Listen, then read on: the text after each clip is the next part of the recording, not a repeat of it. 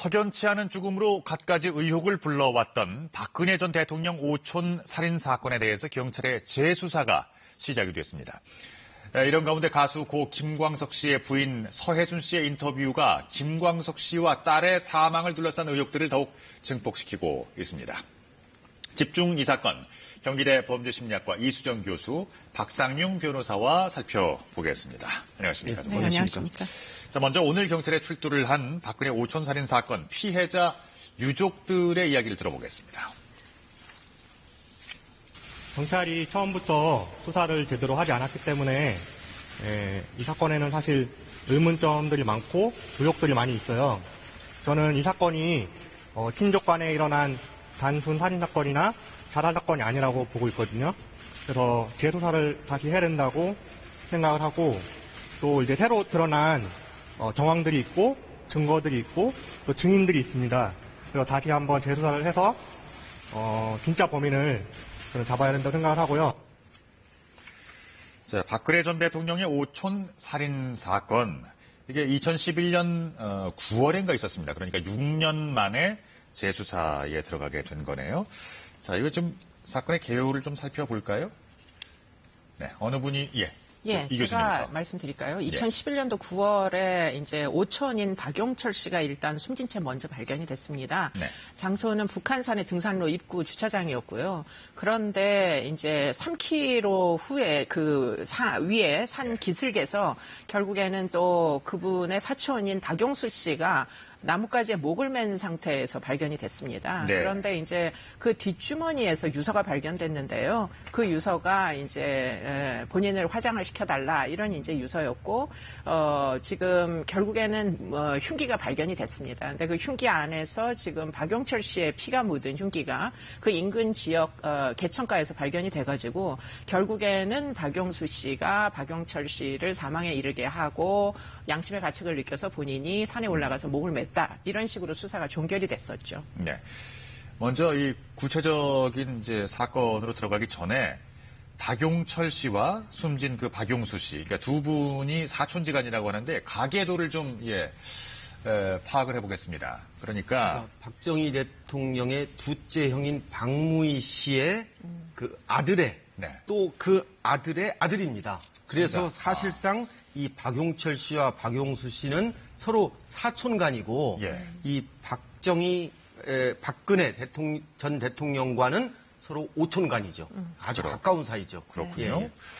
그 박용철 씨 같은 경우는 그러니까 그 박용수 씨로부터 이제 살해를 당했다는 박용철 씨는요 캐나다 국적입니다. 2011년 당시에는 그 대선 후보였던 박근혜 전 대통령의 경호를 맡기도 했었죠. 그렇습니다. 그 상당히 몸무게도 많이 나고 체격도 건장했거든요. 오죽하면은 그 박용철 씨가 이 살해당했다는 박용철 씨가 그 박근혜 전 대통령의 그 한나라당 대선 후보 때 경호를 맡겼겠습니까? 그런데 이 사람이 살해당하기 2달 전부터 좀 신변의 위협을 느꼈다는 겁니다. 그런데 이제 경찰은 이거를 두 사람 사이에, 그러니까 박용철 씨와 이 박용수 씨 간의 어떤 두 사람 사이에 채권 참여 관계에 의해서 박용수 씨가 박용철 씨를 살해했을 것이다. 이렇게 이제 추측을 한다는 거죠. 근데 이 유족들은 이 경찰의 이 원인에 대해서, 살해 원인에 대해서는 이해가 안 된다는 겁니다.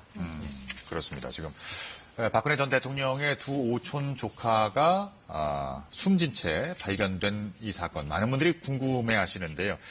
사건이 있었던 2011년 9월로 한번 되돌아가 보겠습니다. 2011년 9월 6일 새벽 5시 반입니다. 서울 우이동 북한산 둘레길입니다. 등산로 입구에 주차된 차량들 사이에서 50대 남성 한 명이 온몸에 피를 흘린 채 발견됩니다. 사장님이 어린 거 같거든요. 그거 살 때, 저희가. 그러니까 그 사고 처벌을 하는 거예요. 숨진 남성은 얼굴 등 4군데를 흉기에 심하게 찔렸고 시신은 이미 싸늘하게 식은 지 오래였습니다. 또 피살된 시신이 발견된 지 4시간 만인 오전 9시 20분쯤 또 다른 시신 한 구가 발견됐다는 신고가 경찰에 접수됐죠. 살해 현장으로부터 산길을 따라 3km 거리에 있는 북한산 용암문 부근에서 또 다른 시신 한 구가 발견된 겁니다. 선생님, 처음 미아원 분들이 맨 처음에 확인했다고 봤거든요. 40분이 갈 수 있으니까. 자, 숨진 남성은 나무에 목을 맨 상태였고 주머니에는 유서가 발견됐습니다. 자신의 시신을 화장해서 육지가 아닌 곳에 뿌려달라 하는 내용이었습니다. 대략이 내가 화장해서 바다에 뿌려달라. 땅에는 뿌리지 말라. 경찰의 조사 결과 등산로 입구에서 발견된 사망자는 박근혜 전 대통령의 오촌 조카 박용철 씨, 북한산 용암문 근처에서 발견된 사망자는 역시 박 전 대통령의 오촌 조카 박용호 씨였습니다. 박용수 씨였습니다. 경찰은 이 사촌 동생 박용철 씨를 박용수 씨가 살해한 뒤에 스스로 목숨을 끊은 것으로 결론을 내렸습니다. 살해에 사용한 것으로 추정되는 흉기가 자살한 박 씨 주변에서 발견됐기 때문입니다. 자살자의 소지품에서 흉기가 발견되고 옷에 혈흔이 묻어 있는 점이 자살 사건과 관련성이 있는지. 예, 그 박용수 씨입니다. 박용수 네. 씨가 박용철 씨를 살해하고 난 뒤에 스스로 목매 자살한 것으로 지금 결론은 내려져 있습니다만 경찰 수사 결과. 근데 일각에서는 말이죠. 박용수 씨가 박용철 씨를 살해하기에는 조금 어렵지 않은가. 이게 이제 의혹의 시작이거든요. 네, 그러니까 박용철 씨와 박용수 씨의 체격의 차이가 이제 아까 말씀하신 대로 상당히 크게 났다 이건데요. 네. 결국에는 박용수 씨가 박용철을 사망에 이르게 하기 위해서는 일단 이 박용철 씨를 제압할 수가 있어야지 지금 가능한 이야기잖아요. 근데 네. 박용철 씨는 전직 유도 선수였고 그 예. 이제 주차장에서 먼저 발견된 시신은 예. 176에 몸무게가 100kg가 넘는 거구였는데요. 네. 그분을 죽였다는 박용수 씨는 167kg에 73kg 정도 나가는 그냥 평균 체격의 이제 남성이다 보니까 이게 예. 혼자서 제압을 해가지고 지금 시신에 남은 흔적을 보면 지금 일단은 상당 부분 예리한 예기로 이제 배나 얼굴 등을 찔렀는데 그 찌른 흔적들이 굉장히 깊게 이제 심각하게 난 자상으로 보이고요. 네. 그리고는 또 무기가 하나 더 있었다고 합니다. 흉기가 두개골이 이제 함몰된 부분들이 있는데 마치 이제 사망한 것을 확인이라도 하듯이 장도리 같은 걸로 두개골을 함몰시킨 흔적들이 있었거든요. 둔기가 또 네, 사용됐군요. 둔기가 또 사용이 됐습니다. 아. 그러다 보니까 이게 과연 이렇게 잔혹하게 정말 이 사막에 이르게 할 정도로 지금 이 체격의 차이가 이렇게 크게 나는 자가 과연 저항하는 박용철 씨를 제압할 수 있었겠느냐 하는 데서 이제 심각한 의문이 있다 이렇게 이제 이야기를 하는 것이죠. 그러니까 이런 그 자상이라든가 이제 전문가의 소행으로 보인다는 그 이제 의견도 있었고요. 네. 예, 박 변호사님 어떻게 생각하십니까? 이 칼이 2개가 발견이 됐거든요. 네. 이 자살한 박용수 씨 소지품에서 발견된 칼에는 네. 이 혈흔이 없었습니다. 이 왜소한 박용수 씨가 체격이 큰 박용철 씨를 칼로 찌르려면은 네. 당연히 어떤 이 칼에 혈흔이 있어야 되거든요. 예. 그런데 박용철 씨를 살해했다는 범행 현장에서 발견된 칼은 혈흔이 있었습니다. 네. 그럼 이걸 어떻게 설명해야 됩니까? 실질적으로 그럼 칼을 2개 소지하고 있다. 이게 말이 안 되거든요. 예. 그리고 박용수 씨가 박용철 씨를 살해하고 난 다음에 굳이 3km까지 먼 그 산에서 자살한다는 거 이거는 좀 일반 상식에 맞지 않거든요. 네. 그런데 또 그 이제 두 사망자의 몸에서 수면제 성분이 나왔습니다. 이제 수면제를 이게 이제 일반 의약품은 아니고 어쨌든 그 처방받은 사실이 없습니다. 그러면은 어떤 과정에서 이게 몸에서 나왔을지 예. 그러니까 이 두 사람이 만나기 전에 네. 만나면서 서로 수면제를 먹었다는 거거든요. 그런데 이게 말이 안 되지 않습니까? 예. 또 수면제를 먹은 상태에서 과연 살해를 할 수 있겠습니까? 그렇기 때문에 이 유족들은 누군가가 제3의 사람이 혹시나 예. 두 사람에게 수면제를 먹인 상태에서 왜냐하면 박용철 씨 같은 경우에는 체격이 크기 때문에 전직 유도 선수였기 때문에 이 어떤 이 뭐 약을 먹이거나 그러지 않은 상태에서는 제압하기가 어렵다는 그것이 이제 유족이 의문점을 제기하는 겁니다. 그러니까 지금 그러니까 두 피해자, 두 사망자의 몸에서 나온 졸피뎀이라든지 디아제팜이라는 약은 그러니까 일종의 처방약이고요. 그렇습니다. 예. 지금 유서 얘기를 잠깐 좀 해보겠습니다.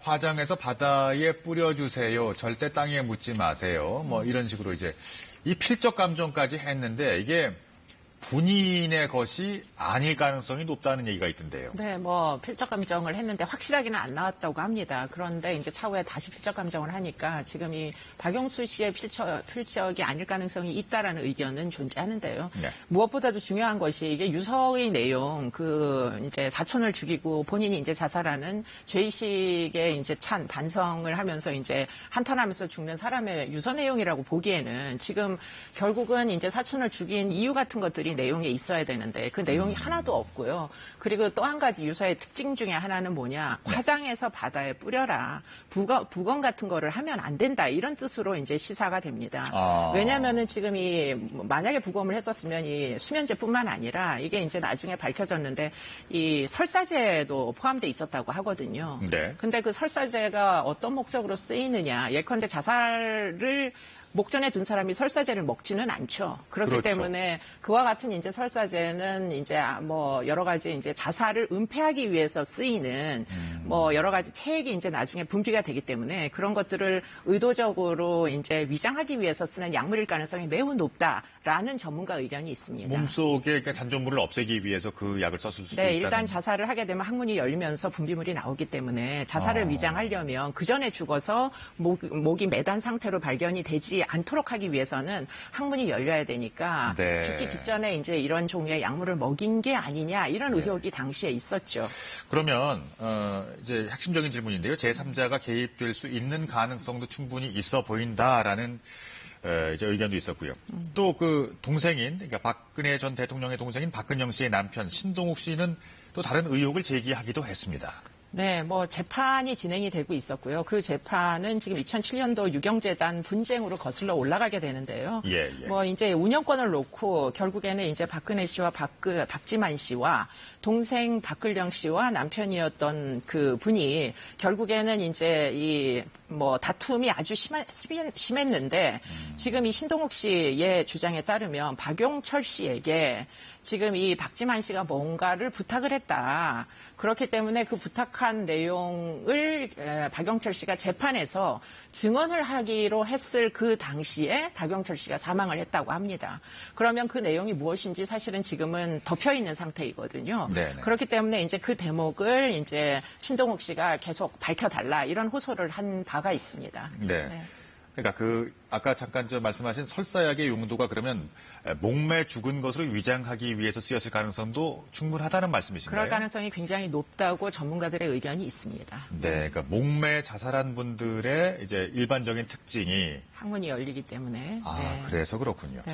자, 이제 화제를 좀 바꿔보겠습니다. 최근 고 김광석 씨의 부인 서혜순 씨의 인터뷰가 김광석 씨 그리고 그 딸의 죽음과 관련해서 의혹을 증폭시키고 있는데요.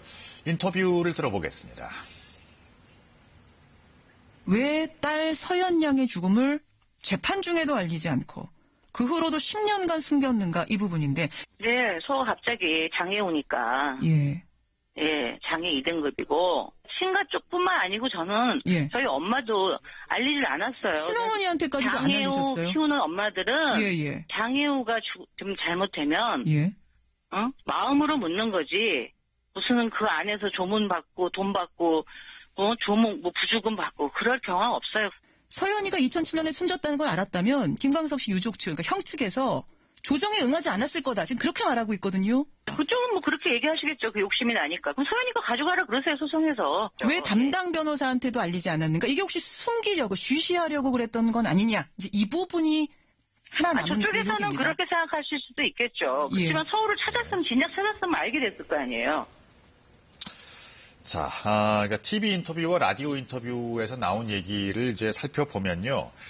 그러니까 서혜순 씨가 사망한 딸에 대해서 장애우라고 얘기를 했습니다.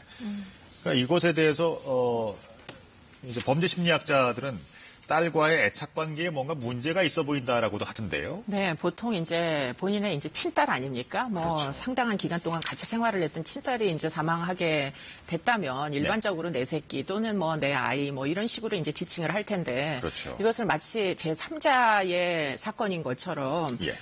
장애우의 죽음을 알리기 힘들었다 이런 식으로 이제 표현을 하고 있거든요. 그렇기 네. 때문에 그와 같은 표현을 할 수 있는 친모가 얼마나 될지 사람들에게 굉장히 의혹을 불러 일으켰던 이제 인터뷰이고요. 뭐 그런 와중에 이제 사망 신고를 늦게 했습니다. 지연을 상당히 고의적으로 시킨 것이 이제 추정이 돼가지고 지금 이 대목이 문제가 되는 것으로 알고 있습니다. 자, 이제 많이 얘기되어지는 부분 중에 하나는, 그러니까 딸이 사망한 시점이 2007년이고요. 이때가 저작권 소송이 한창 진행 중이었던 때입니다. 그러니까 여기서부터는 순수한 이제 가정입니다. 가정인데요.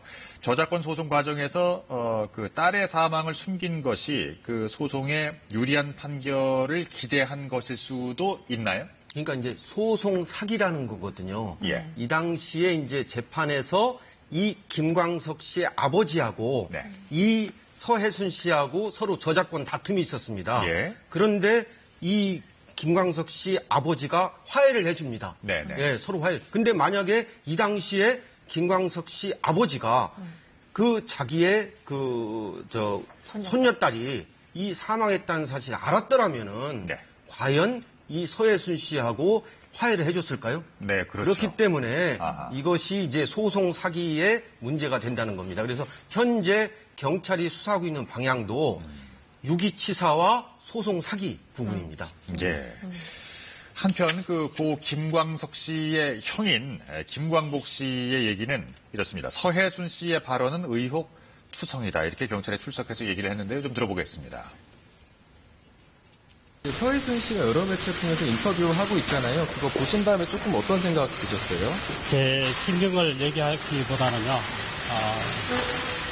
지금 많은 분들이 궁금해하는 내용들을 좀 이 기회에 좀 밝혀줬으면 좋겠습니다. 진실을 규명하는데 최선의 노력을 다하겠습니다. 서 씨는 계속 언론에 얘기를 하고 있는데 이제 가족분들의 목소리는 좀 비교적 아직 나오고 있지는 않은 것 같아요. 하고 싶은 말은 그겁니다. 그분이 하는 말들이 사실과 다른 전부 다 이제 거짓이 많고 진실을 밝히고 싶습니다. 그 소녀의 죽음을 모르고 계셨다가 들으셨을 때 좀 심경이나 이런 게 좀 어떠셨어요? 놀라셨을 것 같은데요, 많이. 예, 많이 놀랬죠. 많이 놀랬고 또 하나밖에 안 남은 광석이 혈육인데 광석이 흔적이 사라졌다라고 생각하니까 좀 마음이 많이 아팠습니다. 광석이 죽고 나서 미국에 3년 동안 떨어져 있었잖아요. 그때 애가 혼자 얼마나 참 외로웠겠어요. 그렇게 힘들게 생활을 했고 중동 과정도 또 폐렴이라고 하니까 진짜 참 너무 불쌍했습니다. 인터뷰 이제 보시면서 가장 반박하고 싶었던 부분이 어느 부분인지도 좀 한 말씀 부탁드리겠습니다. 지금 너무 경황이 없어서 생각이 잘 안 나는데 모든 부분들이 의욕투성이죠. 예. 자, 김광석 씨의 형 김광복 씨가 고발인 신분으로 조사를 받았습니다. 이게 어떤 혐의로 고발을 했나요? 예, 유기치사 혐의. 그러니까 폐렴이 걸렸는데도 불구하고 치료를 제대로 안 해가지고 죽었다는 거거든요. 사망했다는 거거든요. 네. 그런데 이러한 폐렴이 언제 걸렸는지 그리고 그러한 사실을 알고도 방치했느냐. 이거를 입증을 해야 되는데 이것이 상당히 어렵다는 겁니다. 네. 그에 비해서 소송 사기. 그러니까 김광석 씨 아버지하고 같이 화해를 할 때 이러한 걸 알았으면은 예. 김광석 씨 아버지가 굳이 화해를 해주겠습니까? 네, 그래서 네. 제가 볼 때는 소송 사기는 기소하기가 편할 텐데 유기치사 혐의는 상당히 좀 어려울 것 같습니다. 입증이 어렵다고요. 예, 예. 자, 이 교수님. 그러면은 끝으로 딸 서연 양과 김광석 씨의 사망 사건의 의혹을 풀기 위해서 근본적인 수사의 방향은 어느 쪽으로 잡아야 된다고 보십니까? 네, 지금 이 유기치사와 관련된 부분이 상당히 쟁점일 수가 사실은 있습니다. 네. 그런데 문제는 이 몇 가지 이제 부검 결과 나온 게 있는데 예. 감기약밖에는 성분이 확인이 안 됐다. 근데 이 아이가 죽게 된 것은 급성 화농성 폐렴이거든요. 예. 그렇기 때문에 감기약 이상의 무엇인가 폐렴을 치료하는 약물이 부검 시에 있었느냐 없었느냐가 의료적으로 적절한 치료를 받도록 기회를 줬느냐 안 줬느냐를 밝히는 대목이라고 보이기 때문에 그런 부분을 앞으로 좀 더 확인할 필요가 있을 것으로 보입니다. 예. 말씀 여기까지 듣겠습니다. 경기대 범죄심리학과 이수정 교수님 그리고 박상용 변호사와 함께했습니다. 두 분 감사합니다. 네, 고맙습니다.